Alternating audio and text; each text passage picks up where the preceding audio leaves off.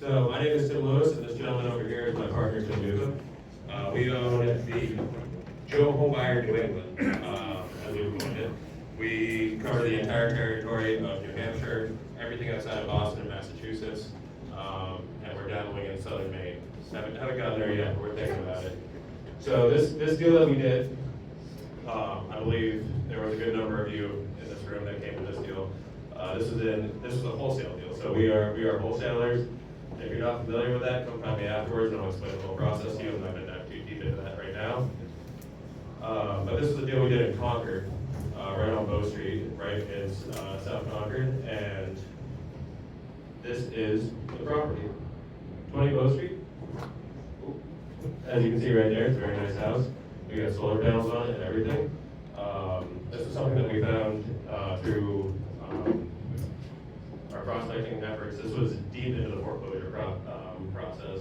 They were probably 2 years into foreclosure because of COVID. They had held on to it for a while.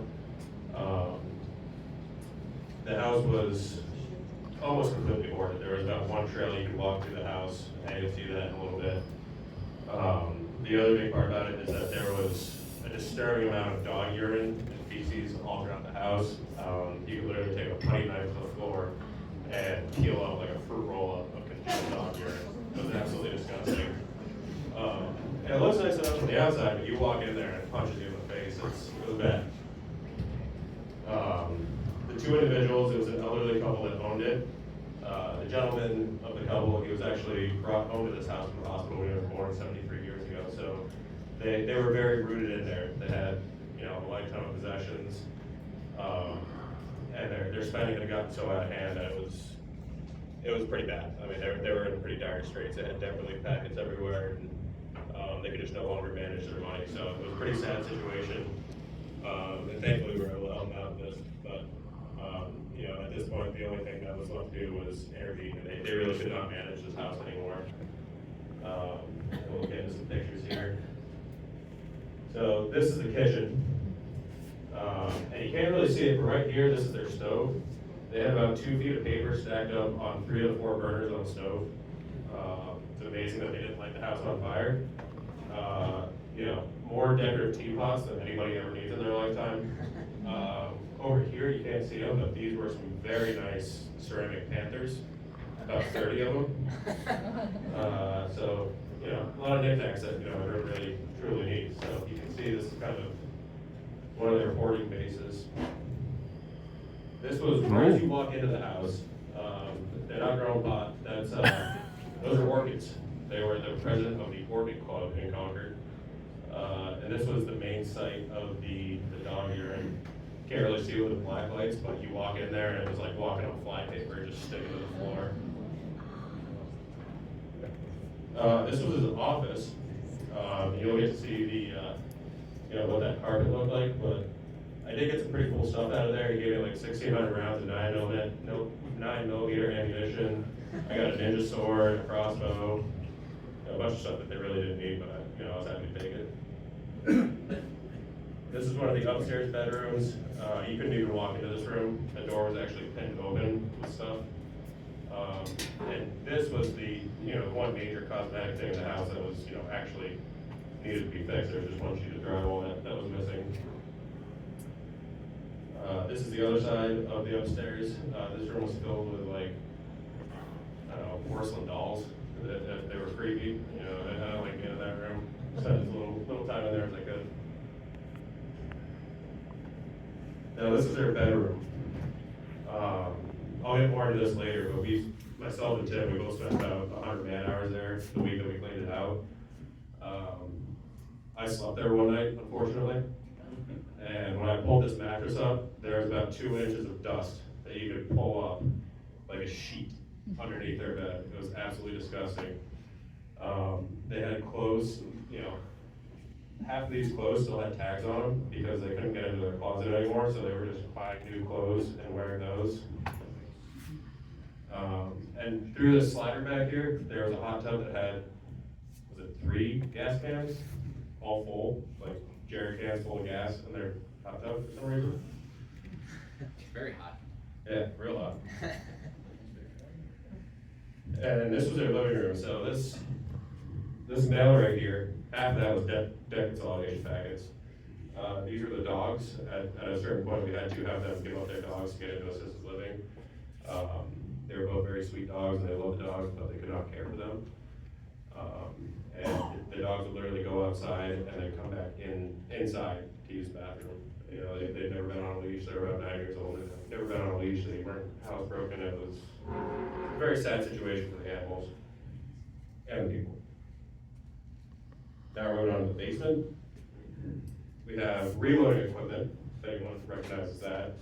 The gentleman was adamant that he wanted to set this up in the assisted living facility, and they did not allow that, so that's a storage unit somewhere. This big bundle of clothes right here, that was about 300 pounds of dirty laundry that they had just scattered throughout this hallway. It smelled lovely. And this is where he would turn pens. He actually gave me a couple of pens that he made himself. Did a very nice job with them, but that is not a safe hobby to have when you can't take care of yourself. So now that you've seen the house, we'll jump into the timeline a little bit. So the first point of contact with this seller was April 27th. This is actually the first lead that I dealt with after I came back from having my first child, or my fiance having her first child. I went out there the next day. I signed a contract with them. And that original meeting, I made sure that they weren't under contract with anybody else. You know, I had, did all the process and made sure that we were good to go, put it under contract and real happy about it. We, I believe that was a Friday. The next Monday, on May 1st, we sent out our marketing on it. We sent out an email, for RSVP store inspection. Got a massive response right away. Concord's a great area. The price was great on it. Everybody wanted to come see it. And in that group of people that reached back out to us, another investor contacted us. That investor told us that he had that property under contract. Now, this is something that I specifically asked them about. And they do not remember signing that purchase and sales. Come to find out, they did it about 2 months prior. So, doing the right thing, we had the conversation, we're like, what are you talking about? He sent us, a picture of his contract with a date on it, signatures, we were like, oh, we have a problem. So that's when we hit purgatory. For the next month and a half, we were in purgatory. And probably once a week, twice a week, the sellers would contact me, I'm like, look, there's nothing I can do, you have a purchase and sale that was filed prior to us. And, we went back and forth on that topic for about 6 to 8 weeks. And now I'm gonna turn over the rest of this timeline to my partner, Tim. Why do you do this with slides? Are you my slide guy? Oh, That's our slide guy. next slide. Yeah, so this was a situation in which someone else had it under contract. We wanted to respect the fact that they had it under contract, but at the same time, they were not really able to meet the seller's needs. These sellers, for lack of better words, they needed a family member to take care of them. They didn't have anyone. Mentally on the decline, older couple. So eventually, they kept communicating with us, but we couldn't really do anything unless they kind of came to terms with the person they got under contract with. I was also in communication with the other guy. He's also a wholesaler that I know in the state. He eventually came to the conclusion that it was not worth his time, and we came to mutual terms, and he said, pay me X amount of money, and you can take it over. So we at that point we were able to put it back under contract with a JV agreement in place, and then it was time to dispo it again. So next slide, next one, yeah. So we put it back out to our buyers list, had a good response again. Got a number of offers. I think the next slide will go through those offers. But really, the value that we were adding for the sellers is that they just needed assistance with figuring out where they're gonna go, how to move, what to do with their stuff, financial assistance for temporary housing. So we basically, that was the value that we were adding to them, is that we advanced them money, we found them a place to live in the short term and ultimately the long term. And we told them to help them clean out the house. So this situation in which we, let's go to the next one here. Yeah, so from a strategy perspective, the next slide's gonna kind of fill in some of the gaps, but we ultimately decided to buy the house ourselves, and we'll go through that in the next slide, and you know, help them clean it out. We can skip through the slides, go to the next one. Oh, Oh, so this is what it looked like when we were done. yeah, sorry, Yeah. we're gonna skip around here a little bit, but yeah. This is a master bathroom. This is the bedroom where, you know, they had their bundle of clothes, all the dust. It looks a lot better, still smells like dog urine in there though. This is after the cleanup? Yeah. Yeah, and, you know, real quick, Ted and I both spent about 100 man hours each in that property for a week. Like I said, I slept there one night, unfortunately. But we were able to get it done, and we were controlling costs by doing it ourselves. I believe by the end of it, we took out between 10 and 12 tons of personal effects and trash out of the house.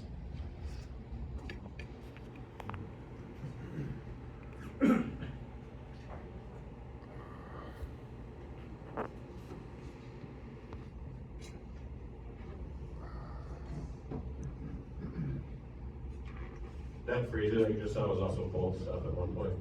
That was the worst smell I've ever smelled in my life.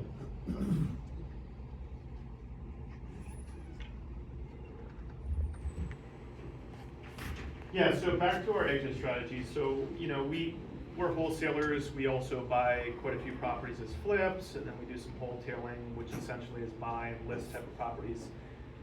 At the end of the day, our exit strategy is usually determined by obviously maximizing the contract value and meeting what the seller's needs are. And we get properties under contract for well below market prices because we offer whatever solution is necessary to get the seller to where they need to be. So we had a number of offers. We put it out, so we had under contract for 225. ARV was probably 425. So we had under contract at a ridiculously low number. So we put it out to our buyers list. We always put everything out as a wholesale deal to see what we can get. So if we can make, you know, $30,000, $40,000, $50,000 and never own the property, I mean, that's a good risk-free return for us. But we also have to vet buyers to make sure that we can fulfill what we promised the sellers. So we had essentially we had wholesale offers from 250 up to 290. At least 3 or 4 people in this room put offers in on this property. So, you know, as I said, we had a contract 225. Our highest wholesale offer was 290. So we could have made quite a bit of money and just kind of had no risk and not had to deal with the hassle of the sellers. However, during that purgatory phase of it, we kind of understood the sellers needed a lot more help. And ultimately, we recognized that our obligation to the sellers, we had to see it through. If I had to sign this contract and made some money, I still would have been the one who felt the obligation to make sure the sellers were situated at the end of the day. We would have spent time after closing for free doing it. So next bullet point here. We had someone come in who's on our buyers list. He actually owns a number of properties, rentals, that really wanted to be in this neighborhood. And he wanted to buy this as a property to live in. And he offered us $350. So we had under contract 225, 350 is a pretty good number. But the conditions were, he wanted it cleaned out and he wanted to be able to get a conventional mortgage on it. So we went with a wholesale strategy for 2 reasons. 1, we could make a lot of money. And 2, it allowed us to see the sellers all the way through the process. So we basically put a second purchase and sale agreement together to sell it. And we closed on the property. I don't know, next slide, I think it's the number slide, but yeah, so we closed on the property on a Monday. We sold it the next Friday. However, we were in that property for a week before we bought it, cleaning it out, and we worked with the sellers for about 6 to 8 weeks afterwards, putting up in an Airbnb, putting all their stuff in storage, paying for the storage, co-applying with them for places to live. We offered one apartment complex. We offered to pay a whole year's worth of rent up front. And because of the state of their credit, they wouldn't even entertain that. So we pulled every tool out of the bag on this one to try and figure out how we could set them up for the best situation possible, and it ended up being assisted living. So that's when we asked them if they were willing to get rid of the dogs. We personally boarded the dogs for a week, and then brought them to the LSPCA. We did everything, we held hands from A to Z on this to make sure that they got into a safe living space, at the end result. So we'll go through the numbers now, so you can just kind of load this whole slide up here. So ARB, as we said, was 425 to 450, a lot of good comps in the area. Our contract price was 225. Closing costs, carrying costs, so we had to close on it twice. Our carrying costs were a little bit higher because I decided not to do transactional financing. I actually did a traditional hard money loan on it because I had concerns that ultimately the lender for the person who was gonna buy it from us might fall through.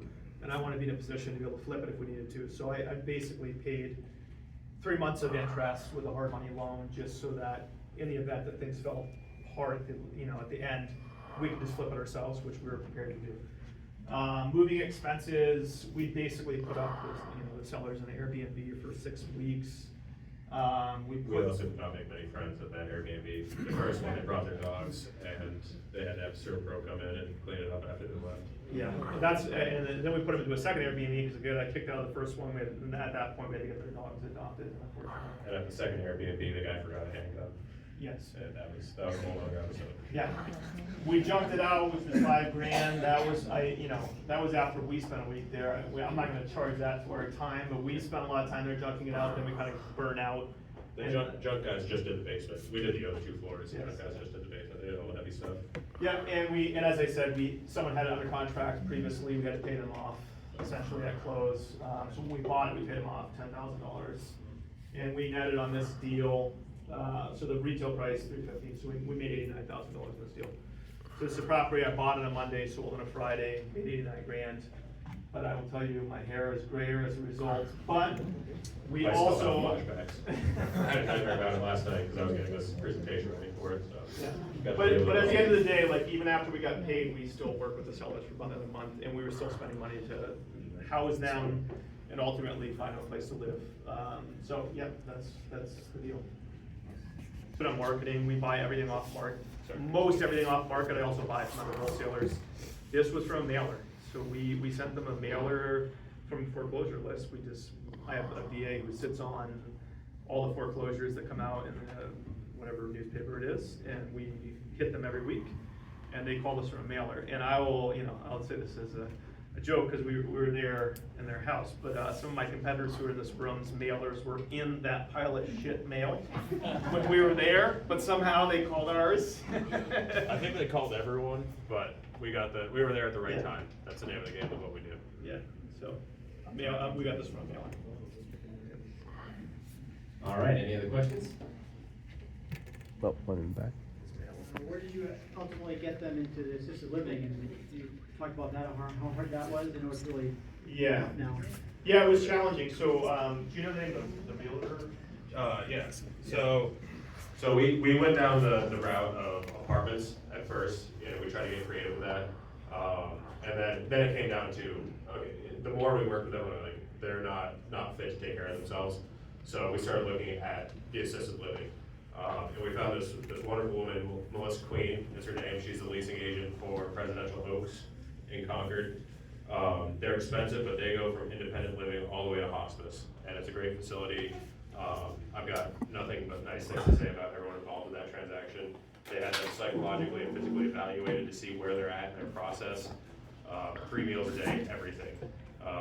So part of the reason that we had them in an Airbnb so long is because we had to wait for an opening for them to get in there. So I think it was, like Tim said, almost a month and a half that we had them in Airbnb on our dime, because we didn't want to take anything out of their profit and give them as much money as possible if you had.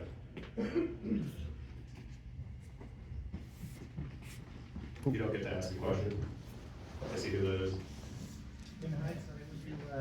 Take the $290 offer and not deal with anything you did? I didn't like the guy who gave the $290 offer, personally. That doesn't matter. But Tim, what would you have and what would you not have done, like I said, you took that offer? What would we have not done? You would have had to do all the clean out and deal with the summer. You would have had to do everything that we did for a week. And what I'll add to that is that like, someone else had it under contract and they gave up because of how difficult these sellers were, and they were really difficult. They were really nice people, but they were just at a point in life when they were struggling. And ultimately, like, I don't know, I think it would have caused reputational harm if we had signed the contract. Maybe to you, Tim, you know, you probably would never bought another deal from us again, but like, we already had the relationship, they really loved Tim. And They still talk to me. They still talk to him, so we kind of felt like an obligation, so it made sense for us to go the route we did with it. So, Amy. sure. So I've got a couple of questions. One is that I thought that you had said that the person who wanted to give you retail for that had a couple of contingencies, like they wanted you to take some of the mortgage back or something. There was one other thing, so I was curious Yeah. why you went around that. And the second thing is kind of not really real estate oriented, but I'm very curious because you two guys were very nice to these people and you put up with stuff and you did things for them that not the normal person in business just trying to make, you know, you went outside of the business realm with some kind of morality that you have inside of each of you that's based somewhere on something that you believe or some sort of system. I'm just really curious what that is that made you guys so ethical about this. Yeah, so I'll make two comments on this. For one, in terms of the mortgage, right? So the issue we had is the person who wanted to buy it wanted to use a conventional mortgage and they wanted to buy it for their personal residence. So we had to go through underwriting, right? So an underwriter is going to say, okay, wait a minute, you're buying this from someone who bought it for $225, 4 days later for $350. Like, this looks like mortgage fraud. Like, you know, that was the concern. So what we had to navigate, because our buyer wanted to come with a conventional mortgage with 20% down, is I had to explain to his underwriter what was going on. So I explained to him, like, okay, we're wholesalers, this is what we typically do, this is the situation. Do your normal process, appraise it for what you think it's worth, and if it pencils as an investment that you want to do, disregard the fact that I'm buying it and reselling it. Because, you know, and then they said, okay, well, like, how did you get this property for $225,000? It's worth $450. I'm like, that's because we spend $20,000 a month marketing, and we meet sellers' needs in a way that most people can't. So, you know, I had to go through the whole process. I had multiple conversations with the underwriter before, you know, they signed off on it. In terms of Touch on that too? was that, yeah? So on that, the mortgage note as well, I went to the house when the guy's lender sent the appraiser out there. I had to meet the appraiser there, walk him through it, and he could tell the sellers were on edge, or the previous sellers were on edge. So he pulled me outside and he's like, you know, how the hell did you do this? Like, what did I miss a crack in the foundation? What am I not seeing here? And, you know, once again, I had to reiterate everything that Tim just said to him. You know, this is what we do. You know, we had an immense amount of value outside of just the purchase price to make sure that all of their needs are met, or all of their needs are met, you know, and getting them into a good situation. So after that appraisal, I think it was 2 or 3 days later, we got the, you know, stamp that we were good to go, and we were going to close on both of them. And then I'll let him talk a little bit more about the morality and everything. Yes, the morality thing, I mean, at the end of the day, so we're wholesalers. Wholesalers in general have a horrible reputation as being dishonest, you know, like, you operate in the best interest of the sellers. You can go on about this all the time, and there's plenty of examples of unscrupulous people in our industry. We are part of a franchise, Joe Homebuyer, started by a bunch of Mormons, about the most upright people you've ever met, so that we have a culture of our business, and we have, like, guiding principles that kind of dictate how we operate. So at the end of the day, like, our philosophy is that we're trying to add value to sellers, and I can't tell you how many times Tim or I have been on an appointment when we just tell people to list the property because it's in great condition, they have no financial distress. In their best interest it is to list it. So we're always trying to serve our sellers, and there's opportunities to make money for people who are truly distressed, whether it's foreclosure, inherited property, divorce, death, etc., where we can come in and offer a cash price that makes a lot of sense for people. But we will always make recommendations in the best interest of the sellers.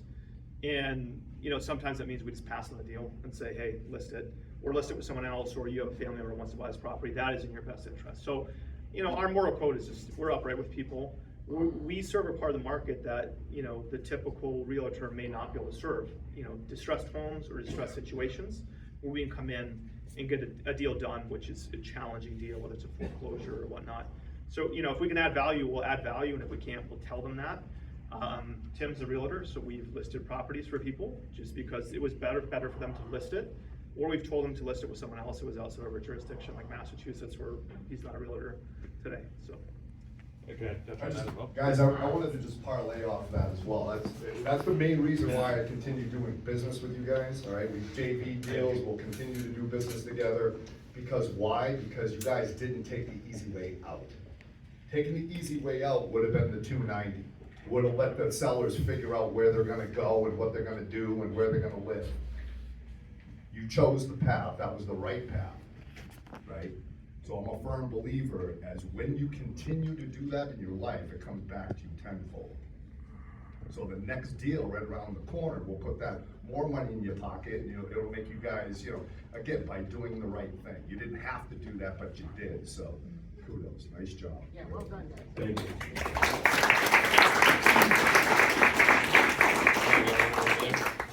All right, we got time for one more question. He'll be hanging out here too after if you guys want to ask any other questions that you didn't get a chance to. Robin, my guy, yeah. So I really enjoy you guys, your dynamic you have to speak to. I'm really interested to see how you guys started your business together. Like, would you guys first start out finding each other, your mutual friend, through work? Did you guys work initially on your business as a side and then kind of evolve doing this full time? Really interested to see maybe like a 1-minute summary of how you guys kind of run things. So Tim actually started the company. I do partner in all of this, but. Yeah, so I started this business, like I was a military guy, worked in private equity, a lot of corporate jobs, hated corporate, was ready to be done, looked at starting a business or buying a business, and then ultimately through research decided to start a franchise type of wholesaling flipping business. So Tim is my first hire, so he was not a business partner when we started, he was just an employee. So I interviewed Tim and another guy for an acquisition manager role, which is like my outside sales guy. And the other guy had, like, on paper, just way better credentials than Tim. But Tim, like, had Zero sales yeah, this guy had been like a roofing sales guy for 15 years and making $250,000 a year. Like, I'm like, this guy can close deals. Like, so I hired him, but I liked him so much. He was a good cultural fit, younger, but hadn't done a lot of sales type of jobs. So I hired him as a lead manager. I'm like, all right, you just talk to all the people when they call in, you set appointments, and then when you're ready, we'll get you out there and do acquisition. So I hired him as that, and my other guy wanted a couple months before he could start, so I just set him on some appointments. In his first 30 days, he put 3 properties on the contract. I closed all of them. They represent $150,000 in revenue. And I said to myself, this guy's probably good enough to do sales, so maybe you can be an acquisition manager as well. So within 60 days, he was an acquisition manager. Within 120 days, I fired the other guy, and he was my guy. And then within a year, I gave him equity in the company because I believed in him that much. So, like, I gave him an opportunity to buy into the company, essentially. So he's really good on the acquisition side. I was as well, but I'm more the numbers guy. I manage the flips, I do the dispo stuff. So it was something that he earned just through his effort. Yeah. Thank you. Yep.